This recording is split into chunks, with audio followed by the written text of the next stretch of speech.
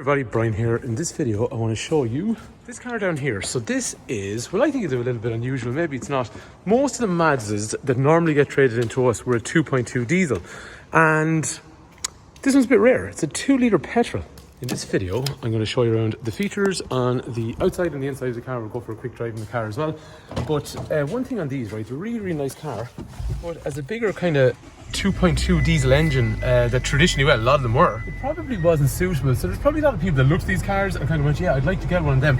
We used to sell Honda here for a long time, and they had the bigger 2.2 diesel engine CRVs and 2.2 diesel engine Accords, right? Great motorway cruisers, not so good in the city, and like not particularly bad, like not a specific design flaw to that manufacturer, but all those big 2.2 diesel engines, they produce a lot of carbon and such. And unless, like, if you're going up and down the motorway every day, grand, no problem, the car's got a mechanism to clear it. But if you're sticking in around town and city and all that stuff, it's actually really unsuitable.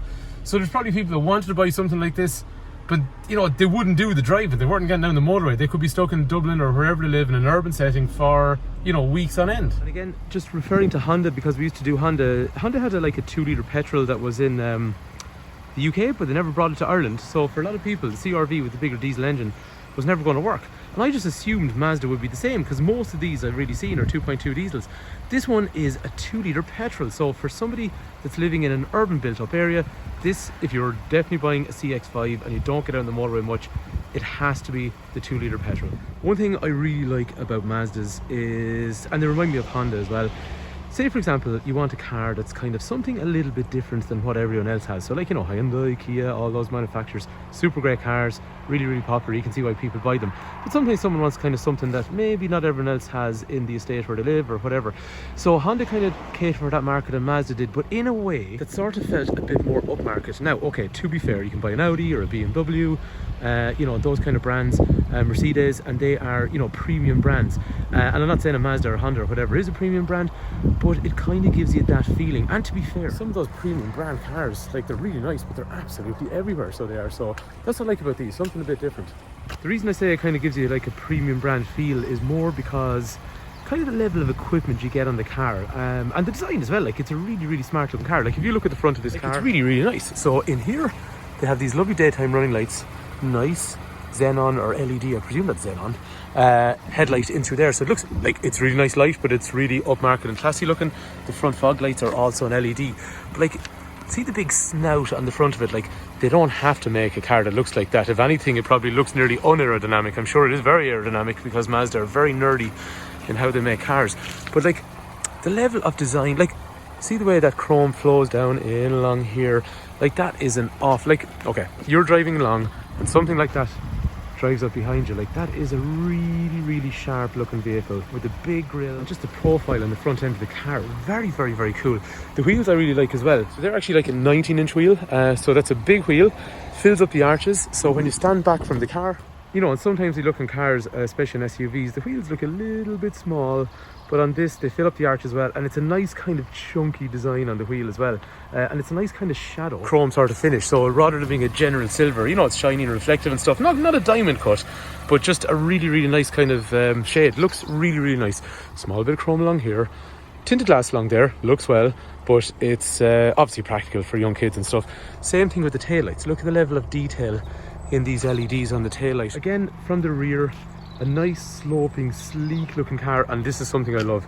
2 pipes on the back of the car, nice and symmetrical. I'm such an idiot, I like things like there's like a little bit of a hum coming off the exhaust that you can hear. You know, it's not sporty or anything like that, but you know, it's something just a little bit nicer than the kind of lack of sound you get from the modern turbo. Like, this is a non-turbocharged engine, so some of the turbocharged engines are kind of, they're a bit soulless and lifeless when it comes to the lack of noise they make. I like these older sort of style non-turbos with mechanical noises from the rear, which are a bit more obvious. Anyway, I'm babbling there, but it's something I like in the car. The colour as well is really unusual. So some of the more maybe up-to-date Mazda people or people that know more about them might correct me, but it looks like a 3-stage pearl sort of effect, because it's kind of a greeny, browny, hard to actually nail down exactly what colour it is, and usually that's because it's got a pearl effect with multiple lacquer layers over it. So, but again, anyway, what I'm saying is it's a little bit unusual. I like it. It's classy looking. You probably think I'm trying to give you the biggest sales pitch ever, but I just think it's a nice car. Okay, in through here, the boot's quite deep and actually long. Do you know what, one thing about these cars, like CRVs and some of the slightly bigger ones, at a glance when I looked at these CX5s, I thought they were a little bit shorter, but I think it's that they're kind of higher. And anyway, when you look in the boot, actually, it's deceivingly long, which I wouldn't have expected looking at the car from the outside. I presume these here, yeah, so these two here, they pump the seats forward if you want to drop them, and then under here there's a nice bit of storage in through there as well. Puncture repair kit, like a lot of modern cars, spare wheels are becoming a thing of the past. In terms of the rear then, and this is where you get this more kind of premium feel, first thing is, like I've seen that on Honda CRV as well, Japanese cars, the door opens really wide at a right angle, so it makes access for a passenger much easier. This car, we still need to finish cleaning it, so it's not fully cleaned. It's not bad, but it's very presentable, but just needs to be, cleaned up before we sell it. 3 head restraints, 3 3-point safety belts, fine ISOFIX points in through there. Armrest with some drinks holders. These kind of remind me of the Tiguan, actually. So the Sportage, Tucson, and say things like Honda CRV, they kind of have a similar sort of feel in a way when you sit in them. This is more like the Volkswagen and Say It kind of thing, where you feel kind of you're sitting up a bit higher and you kind of sit more erect and straight, but it feels like the floor is deeper. That's my feeling anyway. Maybe that's how it feels to me. So I would liken it more to a Tiguan in terms of how it is in the back, or a Say It, a Tech or whatever. Ventilation in through there, storage. And when you're sitting in the car, this is what you're going to see around you. As you'd expect then, child locks here, electrics here, brushed aluminium, piano black finish along through there. And again, like you're saying, super wide opening on those when you get in and out. This driver's seat is electric, backwards, forwards, up, down, and it's got memory functions as well. Electrics for windows and mirrors in through here. The seating is a black leather and it has those nice kind of designs which give it a sort of an upmarket look. And the other thing as well is then when you look at it, the stitching is more of a kind of a copper sort of finish. The inside then, when you're sitting in the car, there is USB connectors, there is 12 volt, there is storage, there's a little tray that sits up on top, maybe for coins or whatever. Drinks, automatic handbrake, home button menu, so I press that there, brings us back into home, and then we can navigate. So you see the way I'm turning this? It's one of those things, right? At the start, I found it fiddly, but after about 1 hour of usage, it totally makes sense to me now. And it's one of those things, actually, I always fiddle with the radio. I found it really easy to go into radio stations, or get a track list or something like that. There's some CD in it. It actually is quite fast. I'm surprised that I actually like that, because normally I don't like those kind of things. I used to have them in BMWs and stuff. I wasn't a big fan, but maybe that's me. Gearbox is nice. We'll see that when we drive it. Dual zone climate control, so different temperatures on each side of the car. The car actually has a CD player, so the previous owner left a CD in it, but it is, yeah, it's got a CD player in through there. And then this, like we're saying to you up here, that's where you're going to navigate through Bluetooth. It also has Apple CarPlay and Android Auto as well, which is useful, so you can have Google Maps and Spotify and Audible and all those kind of things in through there as well. This car also has heated seats and also has a heated steering wheel. Controls in the steering then, over here you have headlights which will be automatic, and these are controls for Bluetooth and radio, and then these are controls for average speed and fuel efficiency.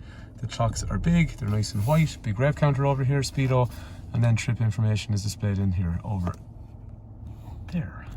So mileage in the car, current average fuel efficiency. So talking about fuel efficiency, okay, so if you're doing a motorway run, yeah, the 2.2 diesel is probably going to be easier on fuel on a longer run. Realistically speaking, this car has, done a lot of urban driving.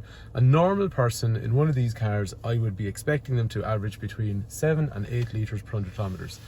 If you were nice and you did a 100 kilometre an hour run and you drove it easy, you're probably going to end up in somewhere in the late 6s to early 7s. If you never left town, you're probably going to be in the high 7s towards 8. But that is the nature of any SUV in this size when it comes to using a petrol engine. But as we were saying, this is a 2 litre non-turbo, straightforward, should be very, very reliable engine. Modern engines by nature, they are low in emissions, they are incredibly complex and very, very difficult to manage. So it's like Honda as well, they had the last their engines with non-turbo.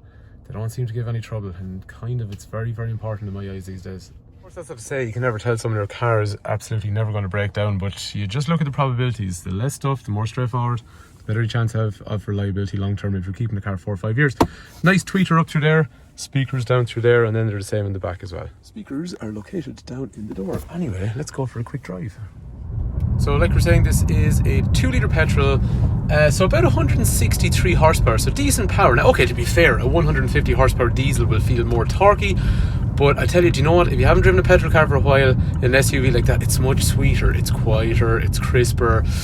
Don't know, it's just, I would say a petrol car is a nicer driving car. It's a more relaxed experience in a way. The gearbox is sweet in these. They are really crisp gear changes. Do you ever get into a car and just drive it and go, it feels like it's going to stay in gear? It feels like going into the right gear, and it feels like it's stuck there as well. It's not coming out unless I want it to come out. I don't know, it's a real nice mechanical, enjoyable experience changing gears in Japanese cars like these. In terms of parking sensors, you'll see there in the front, and the little radar comes up on the screen, and they're also on the rear as well, so you know it's useful for parking, but visibility is quite good all the way around anyway. In terms of how this example drives, so you know it's a 57,000 kilometer car, as you'd expect. It drives good, so steering, engine response, clutch, gearbox, all that kind of stuff. Now we have to service this car still, so like I said, still needs to be serviced, still needs to be cleaned. Unfortunately, those things probably won't happen until closer to it getting sold, but it feels right. So it feels like a car that once we do the proper servicing, you know, it's going to be a nice car in terms of driving. We'll also put a 12-month warranty on the car as well, so it will leave here with a good level of servicing done, and also a 12-month warranty going forward, and I actually need to NCT it before it goes anywhere as well. And you know, like any SUV, it feels high, it feels like you have a nice vantage point. You know, there's good visibility when you're looking up the road, as you can see there when we turn the corner. The pillar's not too big that it's in the way. So anyway, come try it yourself, see what you think, but I actually prefer the petrol to drive, I have to say, in relation to the diesel. Diesel has its merits, but sometimes it's nice to have a petrol. So anyway, there you have it. Fitzpatrick's Garage, family-run business in operation for almost 70 years. I meant to say, actually, if you want any information on this car, give me a shout direct. 086 843 1945, 086 843 1945. I'll be happy to run through information on the car, financing, trading in your old car, whatever it is you want to know. So, if you want an SUV that is, you know, Japanese built, nice level of spec, something a bit different than everyone else, and you know, it's nice. I think the mileage is decent on a car of 2019 as well. Give us a shout if you think it's something of interest. Hopefully this video has been useful. Thanks a million for watching.